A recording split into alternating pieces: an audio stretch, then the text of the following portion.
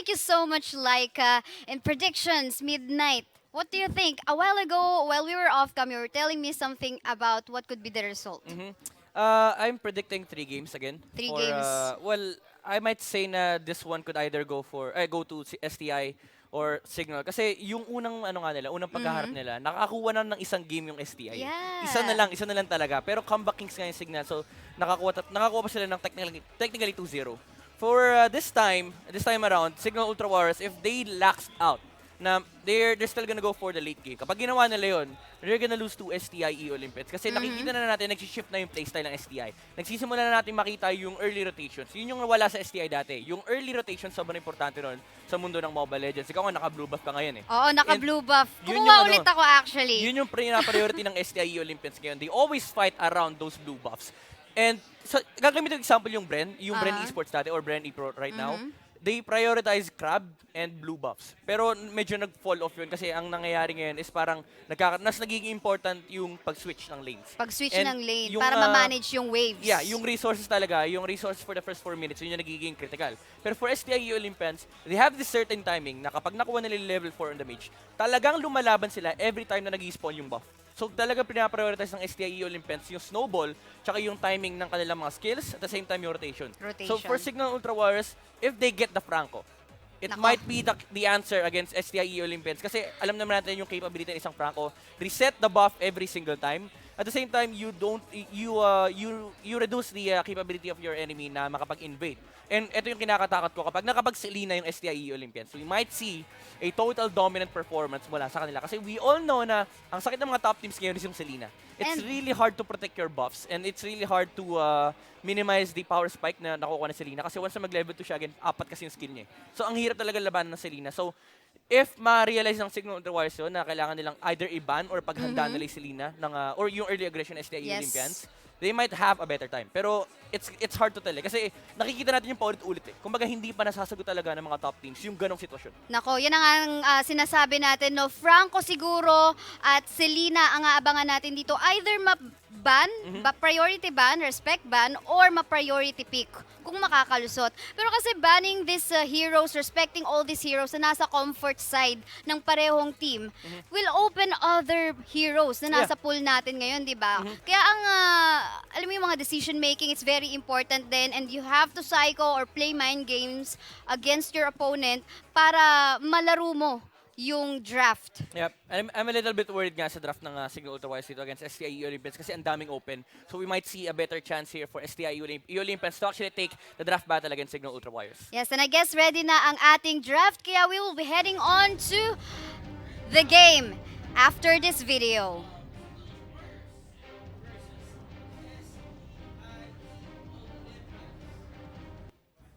At eto na nga, medyo mabilis pala yun. Pero ayan, on to the blue side, we can see in here Signal Ultra Warriors, STI Olympians. E-Olympians naman ang nasa red side natin. Hindi priority ban dito, walang respeto muna para sa Franco or sa Selena. Instead, yung mga usual bans natin, nasa top ban list natin ngayon, Kaja, Kimi, Harith, as well as the Chu. Kumpleto. I'm actually surprised no Signal Ultra Warriors mismo yung nagban ng Kimi, knowing na they could have first picked it, pero I guess they don't want to go that route.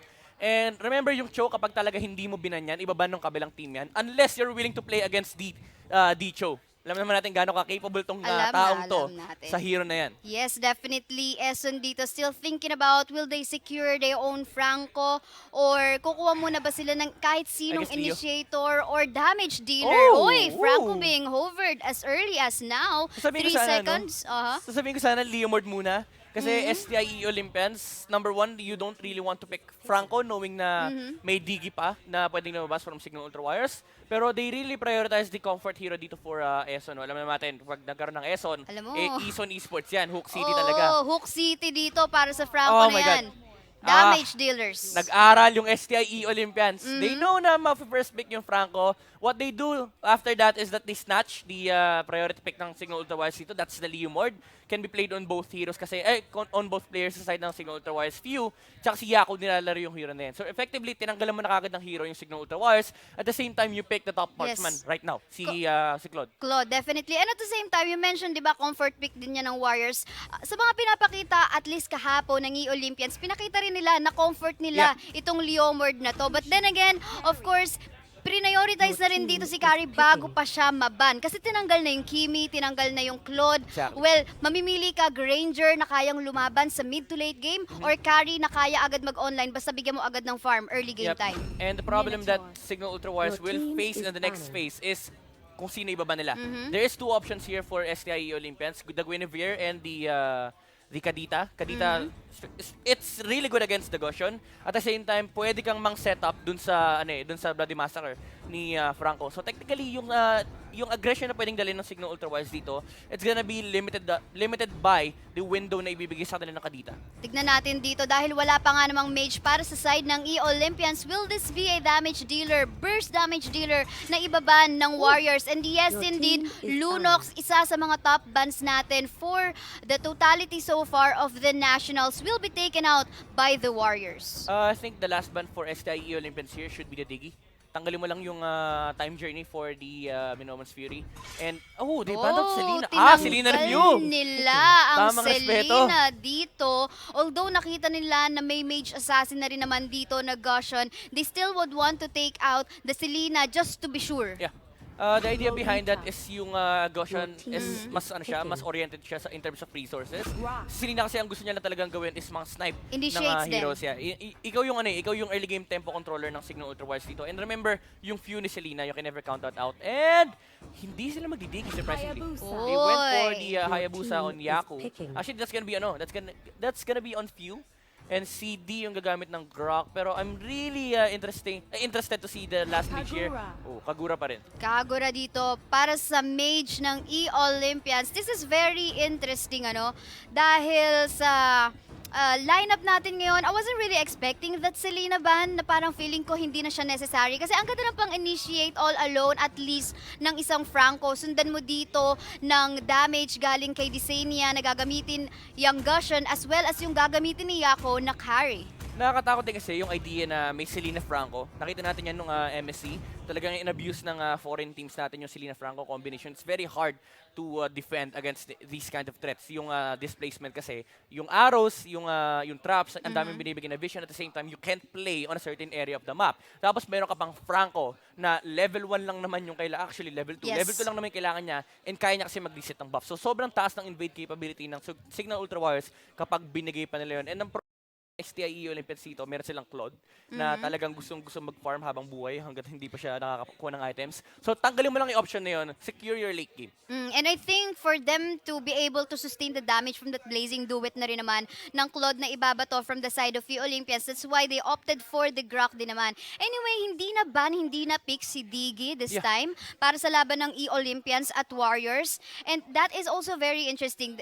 Nakita natin na okay, bina ng Selena, wag na lang tayo mag-Diggy. Lagyan na lang natin ng mga tatangki pa at magkiklear ng wave dito from that last two picks ng Warriors on the form of the Hayabusa as well as the Grok. Yep, and ito na nga mga kaibigan, the match between Signal Ultra Warriors versus STIE Olympians. On the blue side, you have Signal Ultra Warriors, Ison sa kanyang Franco, Desanya as the Goshen Few, on the Hayabusa, Yaku as the carry, and di naman on the Grok. Para naman sa side ng STIE Olympians, we have Chester on the Leomord, Secret para sa Claude, Chico on the Minotaur, Jiku para sa Lolita, at Deja Vu for that Kagura. I really like yung gustong gawin ng STIE Olympians dito. No? Talagang kinuha nila yung Claude. They know na magka-carry yung Signal Ultra Warriors. And for the longest time, nakikita natin kapag carry yung Signal Ultra Warriors, this is their strongest, at the same time, their weakest point. Kasi there's this kind of rotation na kapag ginawa magand Signal Ultra Warriors na hindi nila mapigilan, ang bilis lang masira ng momentum nila. Naiipit lagi sila sa base. And we all know yung weakness talaga ni Carry. Every single team fight, it's always gonna be 4v5. Kasi medyo wala pang value yung damage output na dinadala na pwedeng dalhin ni Yaku. Definitely. And ito makikita natin, nagpo-proceed na yata ang Goshen as well as the Grok on a potential invade waves sa top lane natin. Hindi napansin ni Secret and Chico. Tamang rotate lang. So, I think that's a little bit of advantage already. Look at the gold lead so far in the hands of the Warriors. Ang ganda ng swap. Ang ganda ng swap na ginawa nila. They rotated the carry. Talagang pinabilis nila yung pag-clear sa may top lane. And knowing na magro-rotate si Desanya sa may top lane, ang cleaner nila hindi yung wave sa harap ng turret, kundi sa likod. Kasi yung carry nasa may mid lane, kinukuha niya yung wave na dapat para kay Gushion.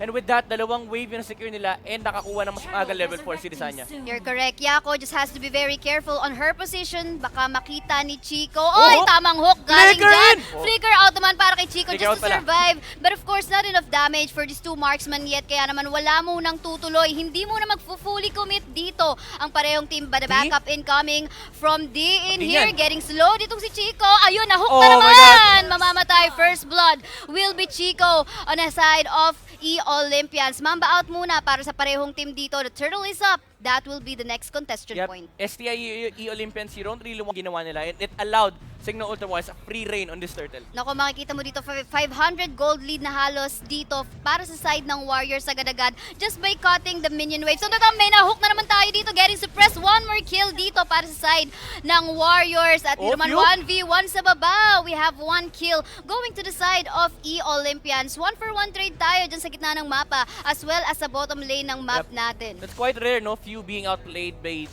the Leo Mord, pero hindi niya rin kasi inasahan na gagamitin yung Phantom Steed sa kanya. And even though ginamit yung Shadow Kill, the damage was not really enough. So talagang na-outplay si Furious may bottom lane.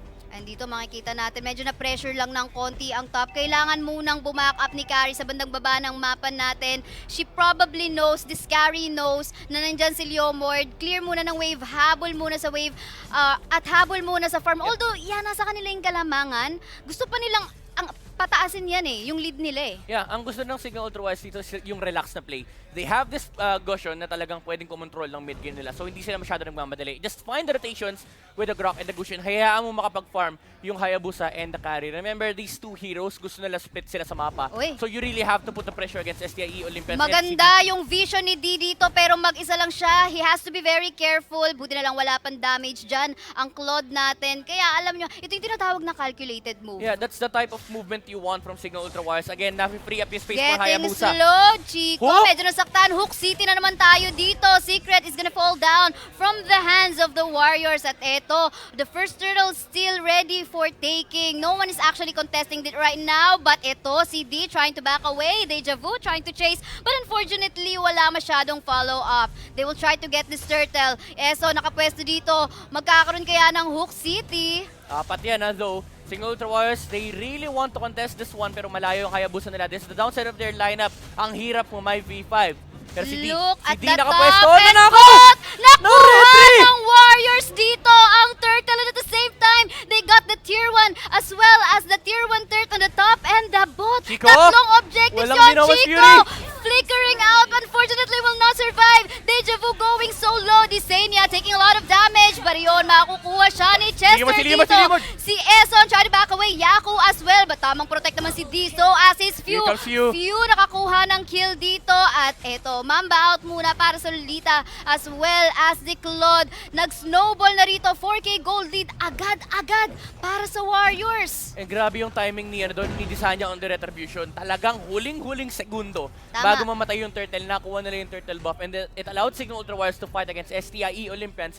Medyo nakakapagtaka lang bakit pumasok si Chico doon without the Minoan Fury. Kailangan pa niyang i-charge yung rage state niya and yun yung naging punishing mistake here for STIE Olympians. Parang ito yung sundalong laro no? Handa na ako, go, go, go. Pero ito, ang isa sa mga napansin ko na magandang ginawa ng Warriors dito, nag-multitask sila sa top, sa bot, as well as doon sa turtle. Tatlong objectives agad ang Grabe si nakuha Eso, no? nila. Ito, agawan tayo ng buff ngayon. D just basically zoning out. Desenia will be Nakuha. able to secure that buff. Tama ang ultimate naman coming out from the Lolita, but that will definitely not be enough. STIE Olympians, kailangan nila gamitin ng maayos, i-synchronize yung kanilang combinations dito. Remember, you have these power spikes. Kapag meron ka, you need to force the aggression or the objective. Pero nangyayari ngayon, Signal Ultrawise, benebait lang nila lahat ng pwede nilang palabasin sa At STIE Olympians. maganda ang wave management na ginagawa ng Signal Ultra Warriors right now, but D has to be very careful. Tamang shortcut lang dito. Yaku going in.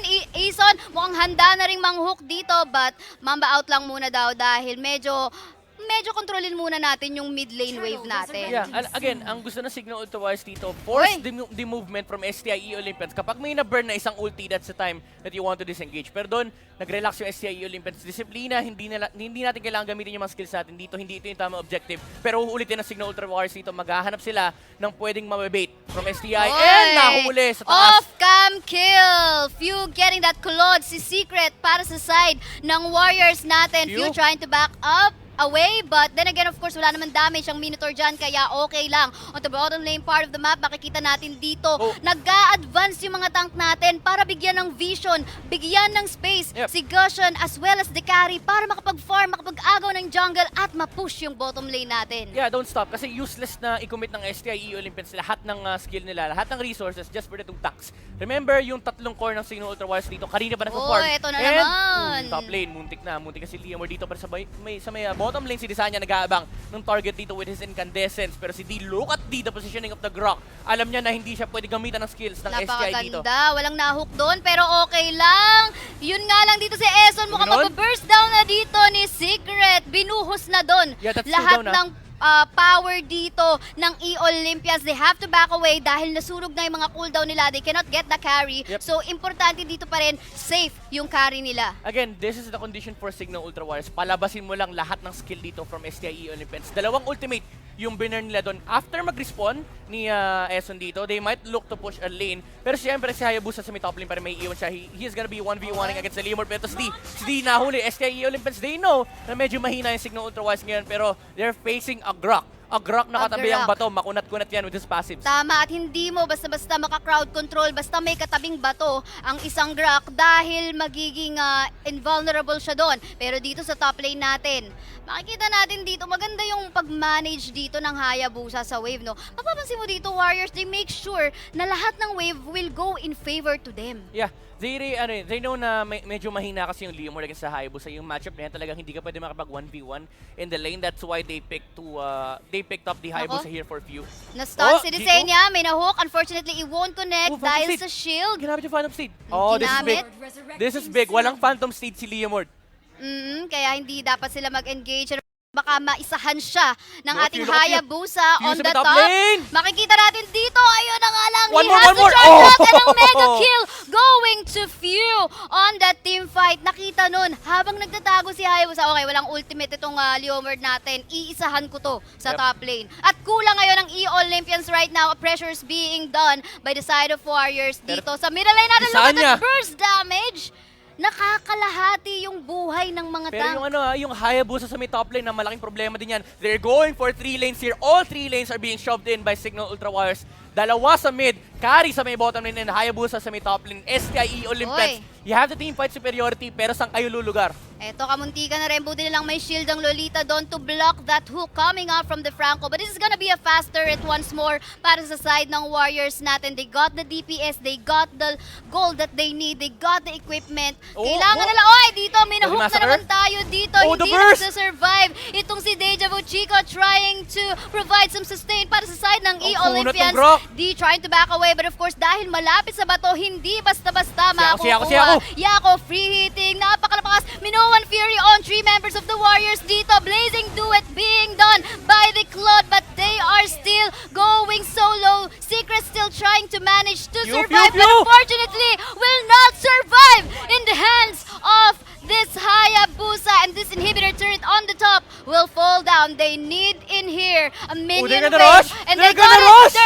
This one have a 10-minute game time. Signal Ultra Warriors will get the win. Oh my God! Signal Ultra Wires, walang late game. Tatapusin namin to. Walang minion wave, pero wala kaming pake. They got like 1.5 minions in there, pero alam nila yung power nila. Ito, hindi na, tagalin na siguro natin yung label na comeback warriors. Grabe na kasi ito yung naging dilemma ng STIE Olympians. You have this amazing early game lineup na hindi mo na utilize. And the reason why hindi nila magawa yun, kasi yung Franco talaga ng Signal Ultra Warriors. Yes, some games hindi talaga gumagana yung Franco kasi talagang conflicting yung idea. Pero this one, alam nila na they just need to limit the early aggression na pwedeng dalhin na kalaban nila. And Eson actually provided the early aggression for Signal Ultra Warriors. That hook lang sa may top lane, it shaped up the early game ng Signal Ultra Warriors. Kasi, yun yung, doon nagsimula yung momentum, yung snowball. And sinabi na ni Wolf to, kapag bumilis yung timing ng isang late game na lineup, talagang wala kang pag-asa pagdating ng 10 minutes. Kasi bumibilis na nga yung late game nila, bumabagal pa yung timing, no? So effectively, nawala na yung hold ng STIE Olympians dito sa game natin. At makikita natin dito, Hayabusa having that 43% tower push natin. At makikita mo dito, really good setup din coming up from Ezon having that 7 assists. So as the Grok, really good zoning dito na ginawa nila. Yako also as well focused on turret pushing. Itong si Desenia naman ang naging main damage dealer nila para sa mga team fights. Yeah, I really like the idea behind the Hayabusa alongside the carry. Kasi yes, you might be baited out na gustong-gusto ng matchup ng Claude against the carry, pero yung Leo Mord nagdudusa siya sa lane ni Hayabusa. That's why Few was able to get a very good game in this match. Pero the MVP of the game, it's the Grok, si D. Talagang itong taong to, alam niya kasi na medyo immortal siya. Medyo immortal siya in this game. Tatangkihin niya lang lahat ng ibabato sa kanya ng STIE Olympians. And yun yung condition ng Signal Ultrawires. Kapag nilabas lahat ng STI yun, it's gonna be go time para sa kanila. Yes, and alam na yung capability ng hero na to. And just like what you have said a while ago, pang late game na setup, bigyan mo agad yan ng farm, early game time pa lang, kala mo naka-late game setup na sila. For the longest time, di ba, hindi natin nakita na kumontest yung STIE Olympians and yung carry natin tsaka si Hayabusa, nag-ML lang kumbaga. Hindi na nakipaglaro sa mga tao nag-ML lang sila, nag-farm, kumuha ng minions, kumuha ng turrets, and wala talaga nagawang contest yung STIE. They cannot contest. It's very risky dito. Because of the Grok, yes. High risk, alam natin, high risk, high reward. Pero in the form that they have right now, Grok being the frontliner, and meron pa silang Franco, parang ang hirap i-contest at mag-invade. It is very hard. So tingnan natin kung masasagot ba ng STIE Olympians yan for the Game 2, and that's gonna be after a short break. Okay, Alice guys, magbabalik ang The Nationals.